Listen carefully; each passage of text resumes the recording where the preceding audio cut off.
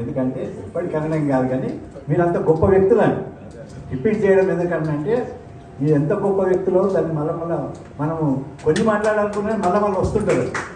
అంత గొప్ప వ్యక్తుల యొక్క సాహిత్యం ముంగటి దగ్గర ఉండడం, వాళ్ళతో షేర్ చేసుకొని వాళ్ళ వాక్యాలు వినడం అనేది చాలా అదృష్టం. అన్న తన అమూల్యమైన వాక్యం మన అందరికి వినిపించాలని కోరుకుంటున్నాను.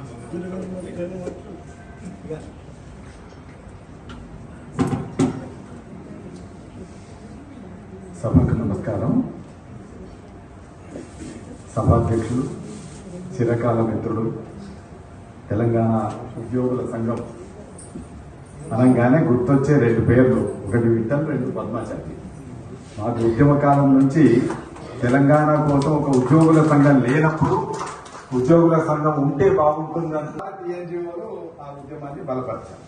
కాబట్టి అప్పటి నుంచి తెలంగాణ ఉద్యమ స్ఫూర్తితో ఉంటున్నటువంటి పద్మాచారి గారి అధ్యక్షత వారికి, అట్లాగే గోరటి వెంకన్న చెప్పక్కర్లేదు. నేను ఎప్పుడో ఒకసారి రాసిన, తొలి రోజుల్లో రాశాను. అప్పటికి ఎమ్మెల్సీ కాదు, అప్పటికి ఇంత పాపులర్ కాదు, చాలా కాకముందు రాశాను నేను. వాళ్ళ అమ్మ ఆయనను జన్మ ఇచ్చేటప్పుడు నీవు బాగా ధనవంతుడు కావాలా, బాగా గొప్ప అయినటువంటి వాగ్గేయకారుడు కావాలని వాళ్ళ అమ్మను భగవంతుడు అడిగితే ఆమె నాకు కోటీశ్వరుడు వద్దు, ధనవంతుడు వద్దు, ఒక వాగ్గేయకారుడు కావాలని అడిగితే జన్మించాడు.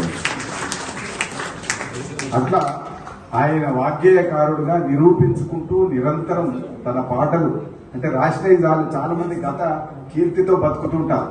ఒక 2 పాటలు రాసి జీవితం అంతా ఇంకా 2 పాటలు వేయాలి బతుకుతుంటారు. అట్లా కాదే, కొత్తగా నిన్న కూడా మొన్న కూడా ఒక పాట ఏదో రాసి ఉంటాడు. అట్లా నిరంతరం పాటలు రాస్తూ సృజన చేస్తూ ఆ కీర్తితో ఇంకా కీర్తిని ఇనుమడింపజేసుకుంటూ ఇటీవలే డాక్టరేట్ గౌరవాన్ని పొందినందుకు వారికి హృదయపూర్వకంగా అభినందన తెలియజేస్తూ మా ముఖ్య అతిథి వారికి, అట్లాగే మా గౌరీ శంకర్ తెలుగు విశ్వవిద్యాలయం రిజిస్ట్రార్, నాకంటే ఎంఏలో సీనియర్, తను సినిమా గీతాల మీద పిహెచ్డి చేశాడు. ఆ సినిమా గీతాల మీద పిహెచ్డి ఏంటిది అని యూనివర్సిటీలు కొంచెం ఇబ్బంది పడుతున్న దశలో సినిమా గీతాల్లో ఉండే శక్తి కూడా తక్కువేం కాదు నిరూపించినటువంటి వ్యక్తి మా టి గౌరీశంకర్ గారు వారికి. అట్లాగే బాలాచారి గారు తెలంగాణ సాహిత్య అకాడమీకి వచ్చిన తర్వాత అది మధ్యకాలం కొంత మేము నరసింహారెడ్డి నేను ఉన్నప్పుడు బాగా పనిచేసింది. తర్వాత కొంతకాలం గౌరీశంకర్ గారు ఉన్నప్పుడు అటో ఇటో పనిచేస్తుంది. తర్వాత కొంచెం స్తబ్దంగా అయినప్పుడు దాన్ని మళ్ళీ ఇది కవిత్వం కోసమే వచ్చి గెలిచినటువంటి సాహిత్యం కోసం గెలిచిన సంస్థ కనుక దీన్ని యాక్టివేట్ చేయాలని పట్టుబట్టి ఆగిపోయిన పునాస పత్రికను తిరిగి నడిపించి ఆ పత్రిక ద్వారా రచయితల యొక్క అభిమానాన్ని పొందుతున్నటువంటి, అట్లాగే ప్రతి నెలలో 2 కార్యక్రమాలు సాహిత్య కార్యక్రమాలు చేస్తూ సాహిత్య అకాడమీకి సరైనటువంటి నిర్వచనం ఇస్తున్నటువంటి డాక్టర్ బాలాచారి గారికి, అట్లాగే ఇంతకుముందు యశోభూషణాన్ని అద్భుతంగా పరిచయం చేసినటువంటి మిత్రుడు అవధాని కవి ఔసుల భానుప్రకాష్ గారికి, ఇంకా మంజుల గారు నాకు ఎక్కువగా తెలియదు, ఆ తర్వాత సార్ పేరు అడిగేది రమేష్ గారు, ఈసారి వేములవాడ మదన్ మోహన్ గారు, అట్లాగే ఈనాటి అసలు హీరో అని ఎందుకంటే నిజంగా హీరో రఘువీర్ ప్రతాప్ పదవి లేదా ఉద్యోగ విరమణ అటవీ శాఖలో చేసిందని మనందరికి తెలిసిందే. ఆయన ఉద్యోగ విరమణ సందర్భంగా ఒక హృదయపూర్వకంగా అందరూ ప్రశంసించినటువంటి ఒక అభిప్రాయాలతో కూడిన ఒక సంచికను, యశోభూషణం అనే సంచికను ఇక్కడ ఆవిష్కరించుకోవడం జరిగింది. దాంట్లో కూడా హీరో ఆయన కాబట్టి రఘువీర్ ప్రతాప్కి, ఆ పక్కన వారి సహచరి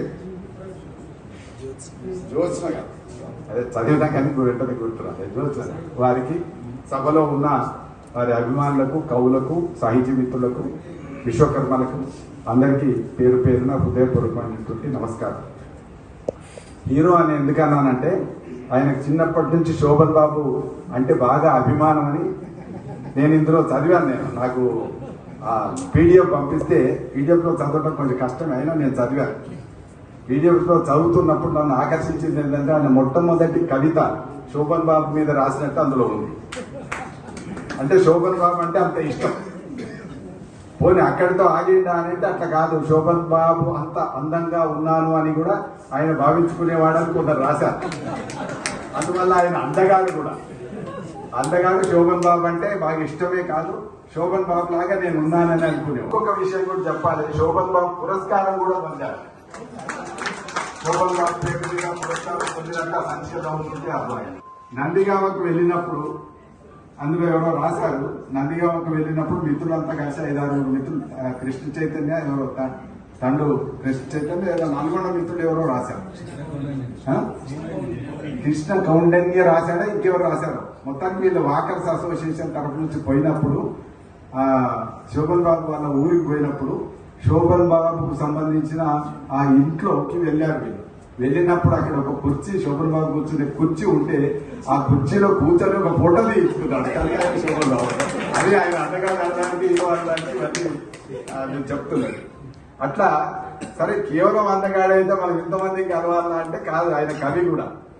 కవి కనుక ఆయన కవిత్వం పట్ల ఉండే ఆకర్షణ, లేదా నటుడు కూడా కనుక నటుల పట్ల ఉండేటటువంటి అభిమానం, వీటన్నిటితో పాటు ఇందులో ఇప్పుడు తిరిగేస్తుంటే ఇంకొక మాట కనబడ్డది.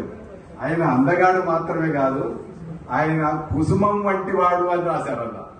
అంటే అంత మెత్తగా మృదువుగా మాట్లాడతాడు, ఆయన మాట కూడా చాలా మృదువుగా ఉంటుంది అని. దాన్ని సర్టిఫై చేస్తూ బాలాచారి గారు ఒక మాట అన్నాడు, ఎప్పుడైనా చాలా సార్లు బాధ్యత కలిగిన పదవులలో ఉన్న వాళ్ళకి ఒత్తిడి ఎక్కువ ఉంటుంది, కానీ ఆయన దగ్గరికి వచ్చి అడిగాడే తప్ప, మృదువుగా అడిగాడే తప్ప, అంటే ఒక పువ్వు తన ఘోషను ఎట్లా చెప్పుకుంటుందో అట్లా చెప్పుకున్నాడే తప్ప ఒక రాయిలాగా విసిరినవాడు కాదు అనేటువంటి విషయాన్ని బాలాచారి గారు చెప్పారు. అది కూడా చాలా కీలకం. అట్లా మనం చూసినప్పుడు ఒక వ్యక్తిత్వాన్ని అంచనా వేసేటప్పుడు ఆయన కవి, నలుగా మృదుభాషి. ఆ మృదుభాషిత్వం అనేటువంటిది కూడా అందరికీ రాదు.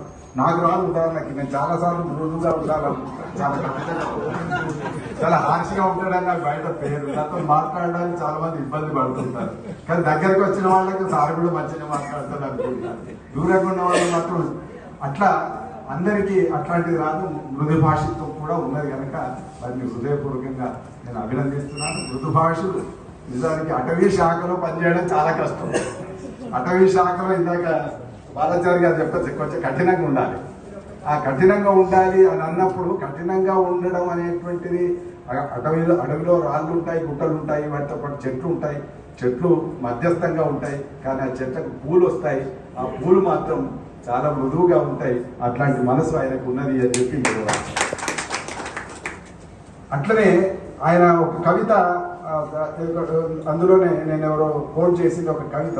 ఆయన గజల్స్ రాశాడు, తర్వాత నానీలు రాశాడు, హైకూలు రాశాడు, ఈ లఘు కవితా ప్రక్రియలు, హ్రస్వ కవితా ప్రక్రియలు చాలా రాశాడు ఆయన.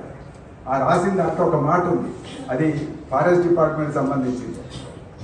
చెట్టు కొమ్మను ఊపింది, చెట్టు కొమ్మను చేతుల్లా ఊపింది, నన్ను కొట్టొద్దని, నన్ను నరుకొద్దని చెట్టుకు ఉండేటటువంటి కొమ్మట ఇటు అటు ఊగిందట. చేతులు మనం ఎట్లా కొట్టొద్దు అని చెప్పి ఎట్లా అంటామో అట్లా ఊపింది అని ఒక ఇమాజినేషన్ చేశాను. అది కొమ్మ చేతుల్లాగా ఊపడం, కొట్టొద్దని అనడం అనేటువంటిది ఆయన కవి కల్పనకు సంబంధించినటువంటి ఉదాహరణ.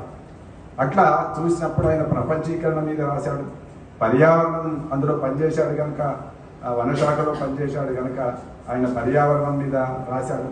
అట్లనే సామాజిక చైతన్యం మీద రాశాడు. ఇంకా చాలా స్వీయమైనటువంటి భావోద్వేగాలు, వాటికి సంబంధించినటువంటి అంశాలు కూడా రాశాడు. ఇట్లా చాలా కవితలు ఆయన రాశాడు. ఆ రాసిన దాంట్లో నాకు కొత్తగా తెలిసిన అంశం ఏంటిదంటే ఆయన పాడగలడు. నేను చాలాసార్లు సభల్లో చూశాను, 1-2 సార్లు పురస్కారాలు పొందే సమయంలో కూడా నేనున్నాను. ఆ పురస్కారాల సంఖ్య 81 అని తేలినప్పుడు నేను చాలా ఆనందపడ్డాను. అంటే 81 పురస్కారం పొందడం అనేది చాలా తక్కువ మందికి జరుగుతుంది. మరి ఆయన 81 లెక్క వేస్తే 81 పురస్కారాలు పొందాడు. అంటే చాలా మంది కవులకు బహుశా 80 ఏళ్లకు తప్ప దొరికేటటువంటి అవకాశం ఆయనకు 60 ఏళ్ళకే దొరికింది కనుక 60 ఏళ్ళకి 80 పురస్కారాలు పొందడం అనేటువంటిది కూడా ఒక గొప్ప విషయంగా నేను భావిస్తున్నాను. ఇట్లా ఆయనకు సంబంధించి ఒక్క కవిత నేను ఇది రాసుకున్నాను, అది చెప్పి నేను ముగిస్తాను. అట్లనే ఇంకొక పోలిక కూడా చేసుకున్నాడు ఆయన. శోభన్ బాబు వివాహం జరిగిన రోజు మా రఘువీర్ ప్రతాప్ వివాహం జరిగిన రోజు ఒకే డేట్ అంటే శోభన్ బాబుతో పోల్చుకుంటారు. ఇవన్నీ పోల్చుకోవడం అనేటువంటిది కూడా సరదా అయినటువంటి విషయం. అట్లా శోభన్ బాబు వివాహం ఏ రోజునైతే జరిగిందో, ఏ తేదీనైతే జరిగిందో పోలిక తొలిగింది. ఆయన శోభన్ బాబు లాగా ఉండడం మాత్రమే కాదు, శోభన్ బాబును కలిశాడు. శోభన్ బాబు వివాహం జరిగిన రోజు ఆయన వివాహం జరిగిందని గుర్తుపెట్టుకోవడం, పట్టి పోల్చి చూసుకోవడం కూడా గొప్పనే. అట్లనే ఇంకొక పోలిక ఏం చేసుకున్నాడు అంటే నారాయణ రెడ్డి గారు, డాక్టర్ సి నారాయణ రెడ్డి గారు జ్ఞానపీఠ అవార్డు గ్రహీత, నారాయణ రెడ్డి గారు పుట్టిన రోజునే ఆయన పుట్టారు. శోభన్ బాబు పెళ్లి రోజేమో ఆయన పెళ్లి రోజు, నారాయణ రెడ్డి గారు పుట్టినరోజేమో ఆయన పుట్టినరోజు. కాబట్టి ఇట్లా ప్రముఖులతో సామీప్యం కలవడం, ఒక పోలిక కలవడం అనేటువంటిది కూడా గొప్ప విషయం. దాంట్లో నాకు నచ్చిన ఒక హైకు ఏంటిదంటే కరువును ఏ కరువు పెట్టింది, కరువును ఏ కరువు పెట్టింది ఎండిన చెరువు. ఎండిన చెరువు ఏం చేసిందట అంటే కరువును ఏ కరువు పెట్టింది అన్నాడు. ఇంకొక మాట ఇది చెప్పి నేను ముగిస్తాను. మాట విసిరితే గుండె గాయం, మాట విసిరితే గుండె గాయం, మనసు మురిసితే ప్రేమ ఖాయం. మాట విసిరితే గుండె గాయం, మనసు మురిసితే ప్రేమ ఖాయం. ఇవాళ బహుశా ఆయన మనసు మురిసిందని నేను అనుకుంటున్నాను. ఆయన యొక్క ప్రేమ అందరి మీద ఉంటుంది అని చెప్పి కూడా ఖాయంగా నమ్ముతున్నాను. అది గాయమైతే ఇది ఖాయంగా నమ్ముతున్నాను. వారికి మరొకసారి హృదయపూర్వకమైనటువంటి అభినందనలు, ధన్యవాదాలు, నమస్సులు తెలియజేస్తూ వారి శ్రీమతి కూడా జ్యోత్స్న గారికి కూడా హృదయపూర్వకంగా అభినందనలు తెలియజేస్తూ మీ అందరికీ నమస్తే. Thank you.